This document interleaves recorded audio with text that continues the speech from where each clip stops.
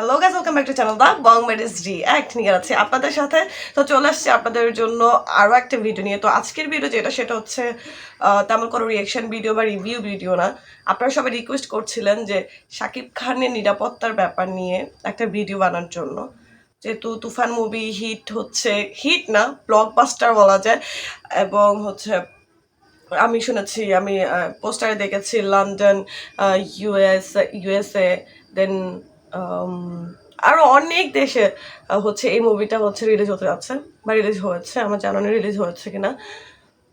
এই যে শাকিব খানের যে জনপ্রিয়তাটা বেড়েছে এবং তার পেছনে যে শত্রু লাগবে এটা কিন্তু আমাদের জানা কথা। Every industry is like that, every film industry is like that, every hard working industry is like that. আপনি যদি আপনার সাকসেস পান, আপনার পেছনে অনেকে লাগবে। আপনি একটা চিন্তা করেন, আমার আমার নিজের ইউটিউব চ্যানেলের কথা চিন্তা করেন, ছোট্ট একটা ইউটিউব চ্যানেল, বাট এই চ্যানেলের পেছনে আমি অনেক কমেন্ট দেখতে পাই, অনেক বাজে কমেন্ট দেখতে পাই। তার মানে এই না যে আমি থেমে আছি। তো একজন ফিল্ম স্টারের কথা চিন্তা করেন যে হচ্ছে তার উন্নতির একদম উচ্চ শিখরে যাচ্ছে, তার নিরাপত্তার ব্যাপার বা তার পেছনে যে শত্রু লাগছে এটা কিন্তু একদম রিয়েল একটা ব্যাপার। এটা আমরাও জানি, আমরা জনগণ জানি। বা সাকিব খানের ফ্যানরা যারা হচ্ছে আমাকে বারবার বলতেছেন এই যে এইটা নিয়ে ভিডিও বানানোর জন্য। আমি ফেসবুকে, ইউটিউবে আমি অনেক ভিডিও দেখলাম, কিন্তু আমি ফেসবুকে যে তাবিজ ফারুক, ওনার নাম মেবি, তাবিজ ফারুকের যে ভিডিওটা দেখেছি সেটা আমি ইউটিউবে পাচ্ছি না। তো আমি সেটার উপরে রিয়েক্ট করতে পারছি। ছোট্ট একটা ক্লিপ আছে আমার কাছে, ফেসবুকে পেয়েছিলাম আমি, সেটা আমি স্ক্রিন রেকর্ড করে রেখেছি আপনাদের জন্য, আপনাদেরকে দেখানোর জন্য যারা এখনো দেখেননি। তো গাইজ, আমি আই থিঙ্ক ছোট্ট 15 থেকে 20 সেকেন্ডের একটা ভিডিও, সেটা আমি আপনাদের সাথে শেয়ার করবো আগে, তারপর আমি কথা বলবো এই ব্যাপারে। So guys, let's start. Shakib খানকে দিয়ে ফেলতে পারে, আপনি এটা একটা নিউজও করতে পারেন, সাকিবের কানে দেওয়া উচিত। কারণ আমি এই কথাটা এর আগে একটা চ্যানেলকে বলেছি। কারণ সাকিব খান যখন বাংলাদেশ ফিল্ম ইন্ডাস্ট্রিকে একটা জায়গায় নিয়ে যাবে, তখন অনেকগুলো আর্টিস্ট অকেজু হয়ে যাবে, কারণ তখন তারা প্রতিহিংসা করার হয়ে যাবে। সাকিব খান যখন কোথাও ড্রিঙ্কস নেবেন, এটা কোল্ড ড্রিঙ্কস বা পানি খাবেন, মাস্ট বি এটা চেক করে খাওয়া উচিত। বঙ্গবন্ধু শেখ মুজিবুর রহমানকে ওনার বাসায় যে যাতায়াত করতে পাশে ছিলেন, ওনার সহযোগিতায় এই কিলিং করা হয়েছে। তো সাকিব খানকেও তাই করবে। এই হিসাবে সাকিব ভাইকে অবশ্যই চলাফেরায়, থাকা, মুভিং, বি কেয়ারফুল হওয়া উচিত। কারণ আপনার এই উত্থান অনেকের গায়ে চুলকানি ধরাবে। Okay, so this was the video. তো উনি বলতে যাচ্ছেন যে 2 মাস পরেও সাকিব খানকে মেরে ফেলা ট্রাই করা যেতে পারে বা ট্রাই করতে পারে। তো এরকম অনেক বড় বড় স্টারের সাথে হয়েছে, বাংলাদেশেও হয়েছে, আমরা সবাই জানি।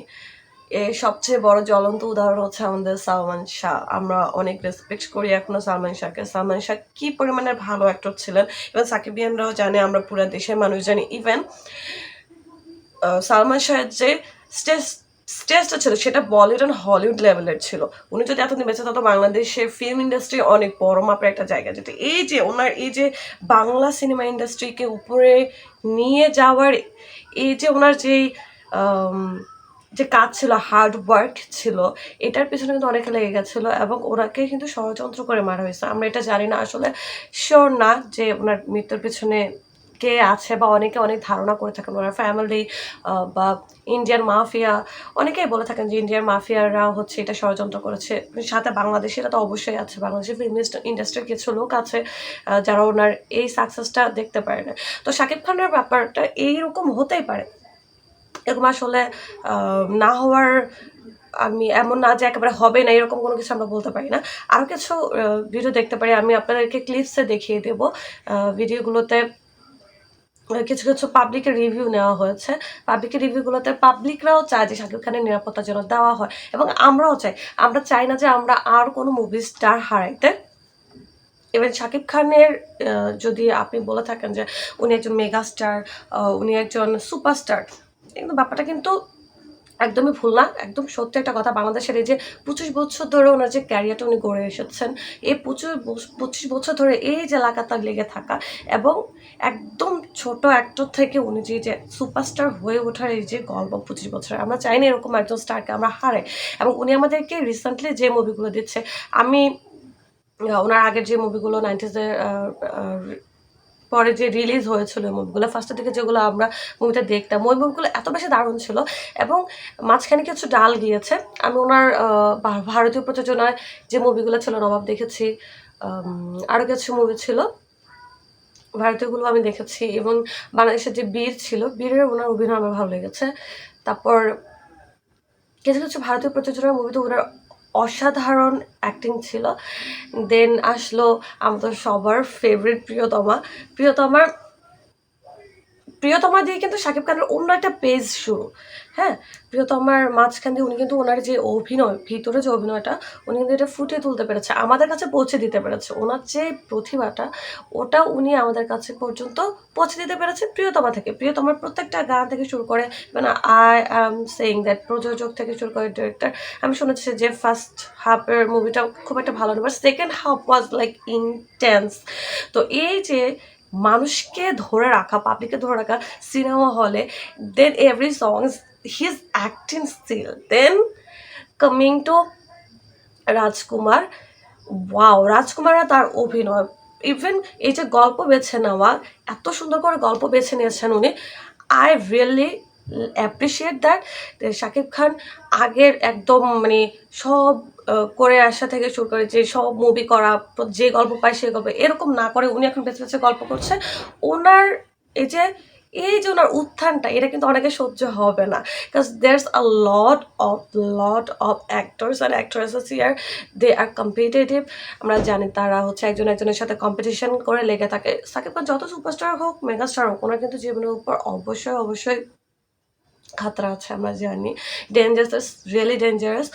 সো সবাই যেটা দাবি করছে রাষ্ট্রীয়ভাবে নিরাপত্তা দেওয়ার কথা, কারণ তুফানের সাকসেসের পর এটা হওয়ার কথা। তুফানের সাকসেসের পর অনেকে হচ্ছে খাপ ধরে আছে যে কোনো কিছু হয়তো করে ফেলবো ওনাকে। তো আমরা চাই রাষ্ট্রীয়ভাবে হোক, ওনাকে নিরাপত্তা দেওয়া হোক। আমরা বাংলাদেশের জনগণ চাই, আমরা আমাদের এরকম একজন সুপারস্টারকে হারাতে চাই না, অফকোর্স।